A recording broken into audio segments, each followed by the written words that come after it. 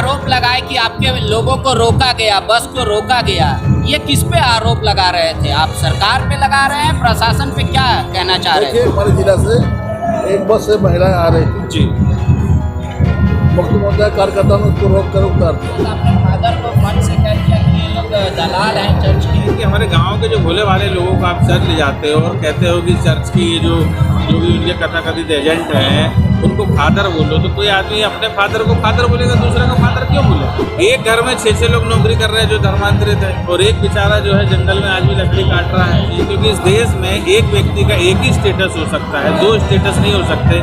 या तो वो आदिवासी हो सकता है, या ईसाई हो सकता है, या तो मुस्लिम हो सकता है, या ईसाई हो सकता है। लेकिन फादर शब्द मेरे को तो बड़ा आपत्तिजनक लगा।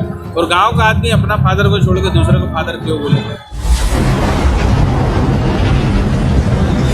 तो क्या लगता है वो चूक हो गई डीलिस्टिंग में? जो 341 में है वो 342 में भी होना चाहिए था। जी, इसमें कितना समय लग गया? देर हो गया बहुत ज़्यादा, अभी ये समय की मांग है। ये देर तो बहुत हो गया, हो जाना चाहिए था।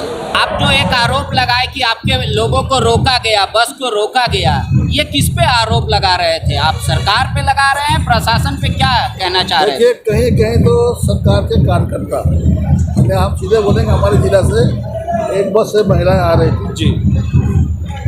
मुख्यमंत्री कार्यकर्ता ने उसको रोक कर उतार दिया। और ये कर्रा थाना नहीं, गरियागढ़ थाना बनना बना है कर्रा का, उसकी यहाँ की घटना है। और ये बनगांव वाले भी आए थे, जो भी वो लोग बोले हम लोग को थाना में रुका गया था, बाद में छोड़ दिया, आया लोगों लोग। इस तरह से ये वही है ना, हमको झूठ थोड़ी बोल रहे हैं। आज ये रैली का जो स्वरूप था, अभी करीब करीब ये 19वीं रैली थी। हर राज्य हर प्रांत में हम रैली करते चले आ रहे हैं, और जन समुदाय को, जनमानस को जो है हमारा जनजाति समाज उसको जागृत कर रहे हैं। ये 19वीं रैली थी। 20वीं रैली 26 दिसंबर को अगरतला में होना है।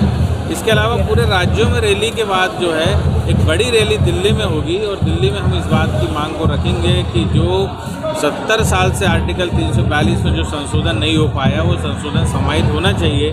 जैसा कि आर्टिकल 341 में अनुसूचित जाति के लिए ये प्रावधान है कि जो धर्मांतरित होता है उसका रिजर्वेशन समाप्त होता है, ऐसे ही आर्टिकल 342 में जो धर्मांतरित हो जाएगा उसका रिजर्वेशन खत्म होना चाहिए। क्योंकि इस देश में एक व्यक्ति का एक ही स्टेटस हो सकता है, 2 स्टेटस नहीं हो सकते।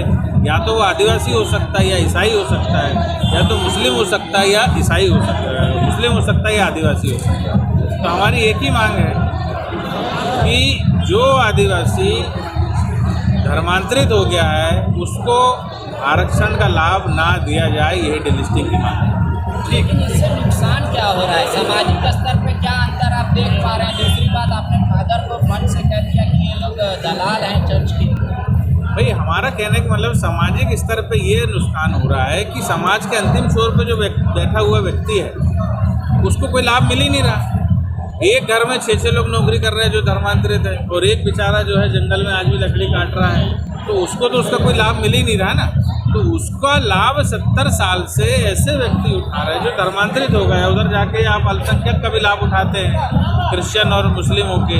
इधर आप जब जनजाति का लाभ उठाना तो आप जनजाति का भी लाभ उठाते। तो एक व्यक्ति को एक ही लाभ उठाएगा, 2 लाभ नहीं उठाएगा। रही बात मेरा जो एक आपने बताया प्रश्न की, जो भाई हमारा ये कहना है कि हमारे गांव के जो भोले वाले लोगों को आप चर्च ले जाते हो और कहते हो कि चर्च की ये जो भी उनके कथाकथित एजेंट हैं उनको फादर बोलो, तो कोई आदमी अपने फादर को फादर बोलेगा, दूसरे को फादर क्यों बोलेगा? ये शब्द ही गलत है। भैया मंदिर में जाते पुजारी बोलते हैं, पंडित जी बोलते हैं, महाराज बोलते हैं, मौलवी को जो है वो बोलते हैं, लेकिन ये फादर शब्द मेरे को तो बड़ा आपत्तिजनक लगा।